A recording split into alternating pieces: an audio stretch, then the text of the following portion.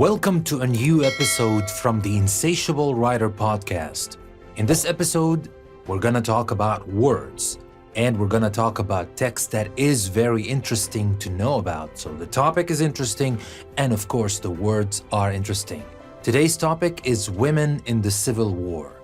So without further ado, let's hear the topic first, and let's learn more about the role of women in the American Civil War. Women in the Civil War. By almost any standards, the Civil War was the greatest catastrophe in U.S. history. Destruction pervaded the South and led to its economic ruin. More than 600,000 soldiers died in the conflict, and the war left a disputatious legacy of racial and sectional bitterness that would last for more than a century. Yet the Civil War also left another legacy. It opened the way for American women to serve with honor in war.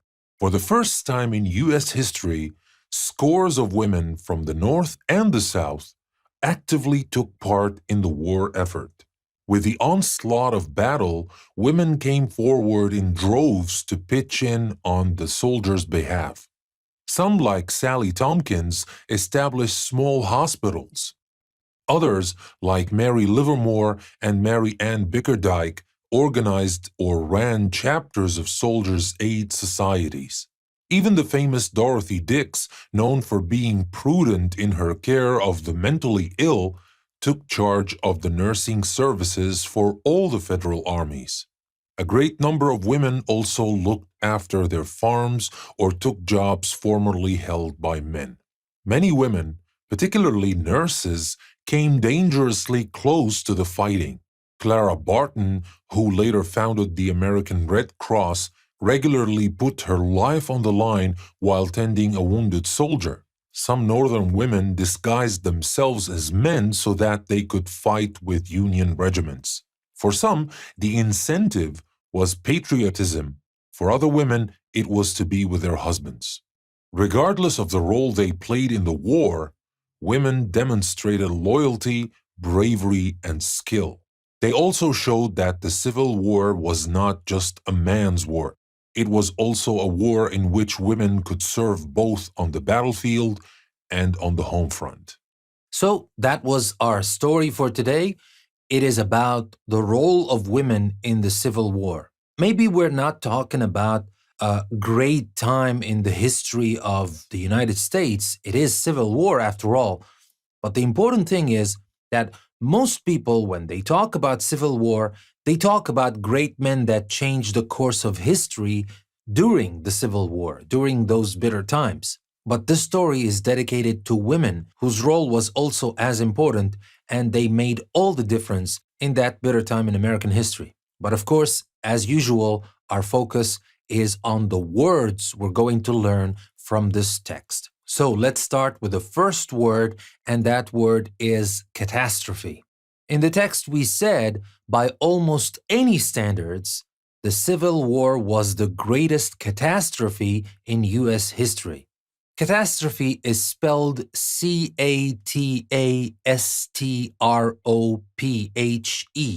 It is a long word, catastrophe.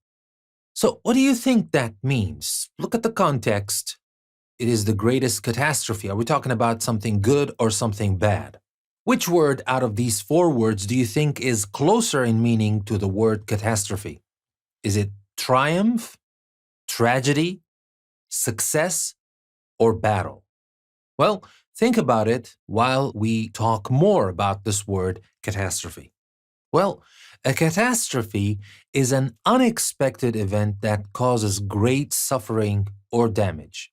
Sometimes it's not exactly unexpected. Sometimes people just go towards a catastrophe. Sometimes people cause a catastrophe. But usually, the generic meaning of this word is that it is an unexpected event, but the most important thing that it causes great suffering or damage.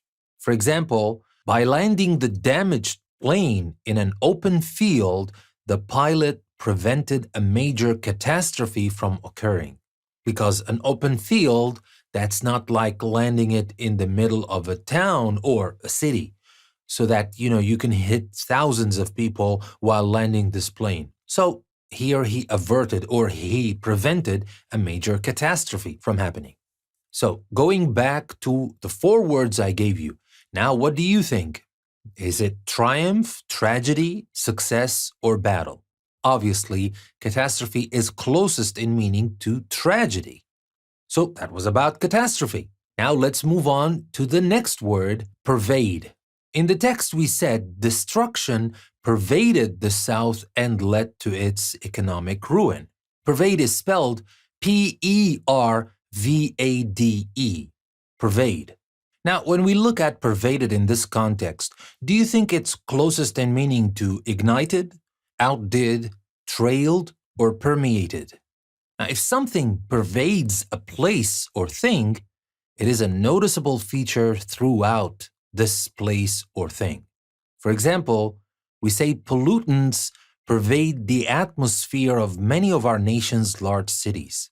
It's everywhere. It is a noticeable feature throughout the whole place, all the large cities. So now going back to these four words I gave you, which one do you think is closest in meaning to pervade? Ignited, outdid, trailed, or permeated? Obviously, it is permeated, which has a similar meaning to pervade. And now let's move on to talk about the next word in our text, and that is disputatious. Disputatious is spelled D-I-S-P-U-T-A-T-I-O-U-S. Disputatious. In the text we said, the war left a disputatious legacy of racial and sectional bitterness that would last for more than a century. So what do you think this disputatious means? Does it mean peaceable, burgeoning, contentious, or triumphant?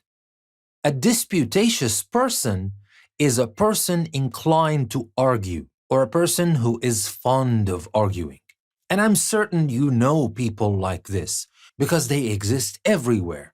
Hopefully there are not too many, because life would be very difficult around people like this, people who are fond, who love arguing for anything, about anything.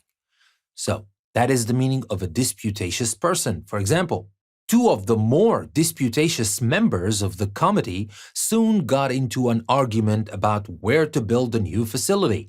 So instead of finding solutions or focusing on solutions, they focus on problems and they focus on differences, and things may never end because they argue all the time.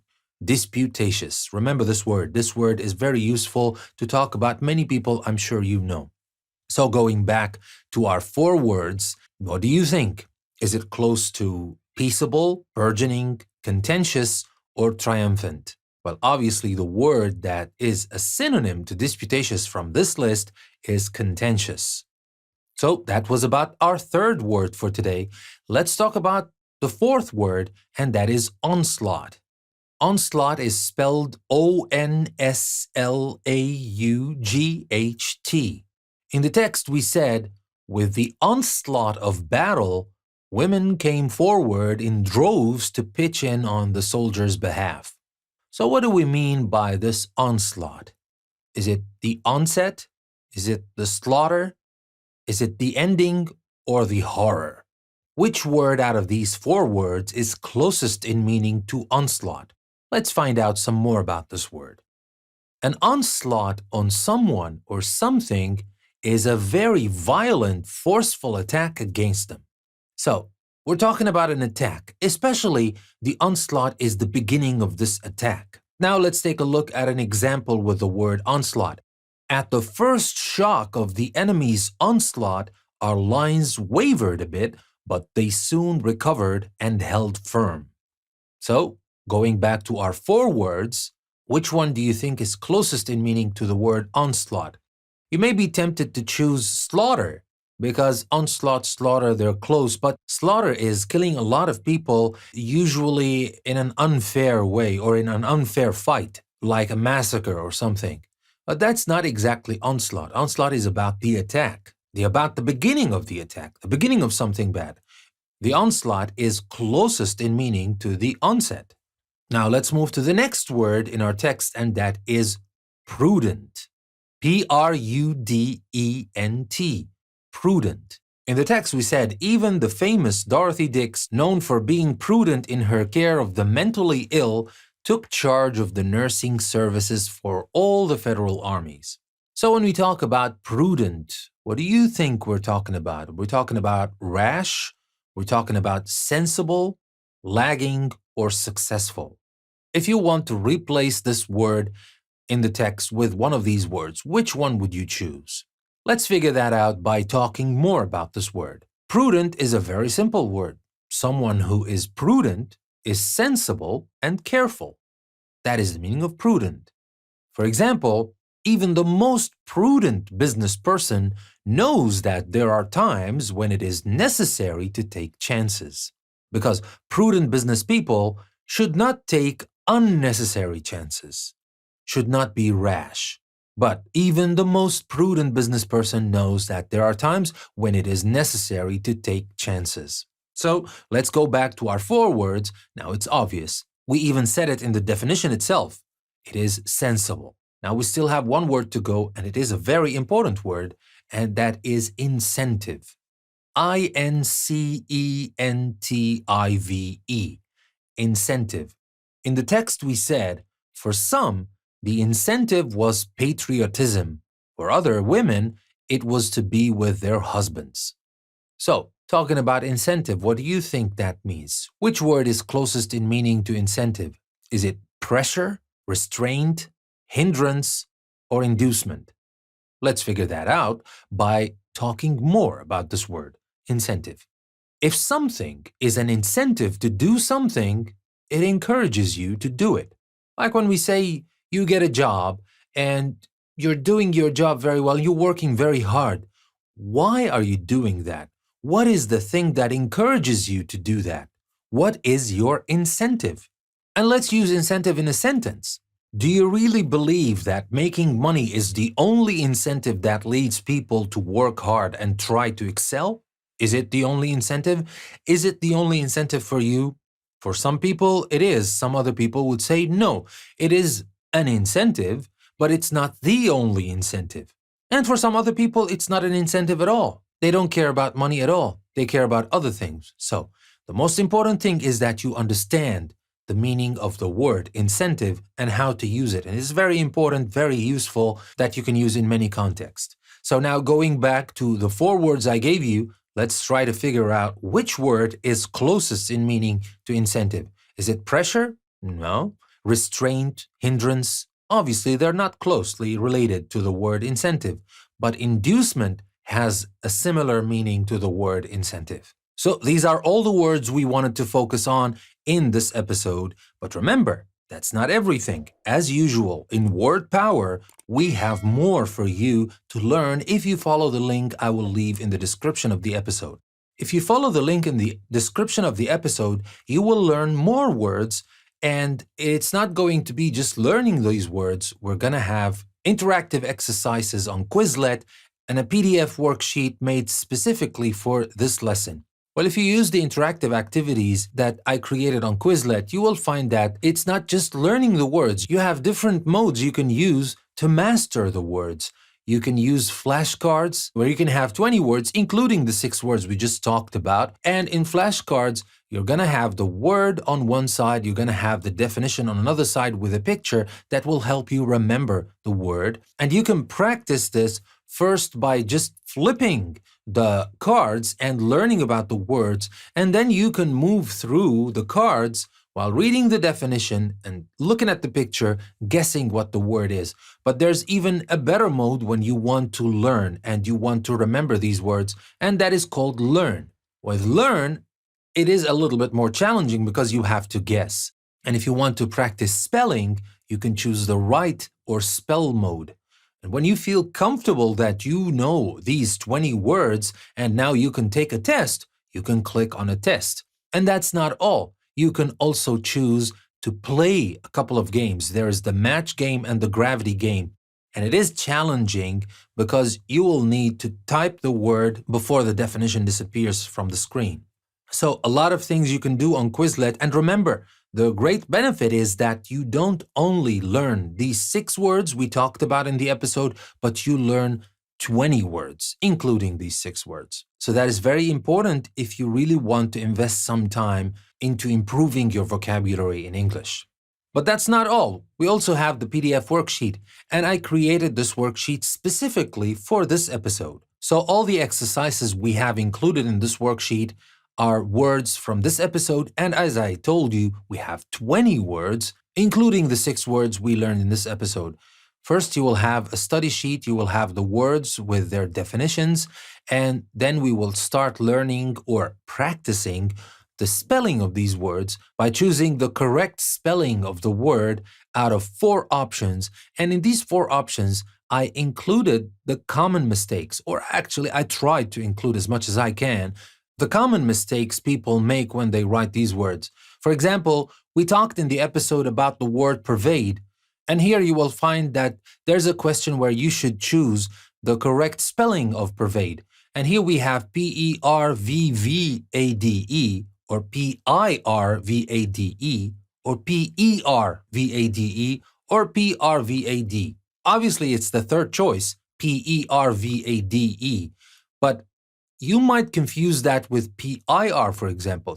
The bottom line is, this exercise is very useful to master the spelling of these 20 words that are included in the worksheet. And then there is the crossword puzzle of the 20 words, but here we don't just have the definitions and then, the same definitions for the same words. So by now you just look at the definition and you know the word. I want it to be a little bit more challenging and more useful because you want to learn new words, and that is our main goal, of course. But I want you to learn these words in different contexts, as many different contexts as possible. And here I included sentences. So instead of just giving you definitions as clues, I gave you sentences, and there's a blank in each sentence, and you should choose one of these 20 words to complete these sentences. And that will give you an extra challenge. And it's not just about the challenge, remember, it's about learning these words in different contexts.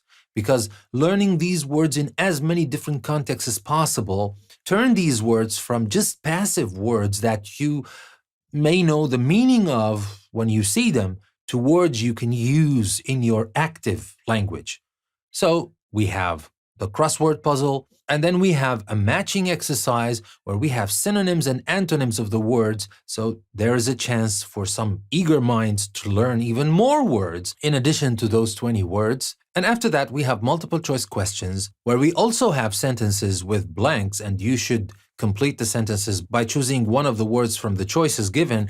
And the thing is that the sentences I use here are different from the sentences I use in the crossword puzzle. So the idea, again, is to give you as many different contexts as possible, or examples, if you will, to make the words permanent in your active vocabulary bank.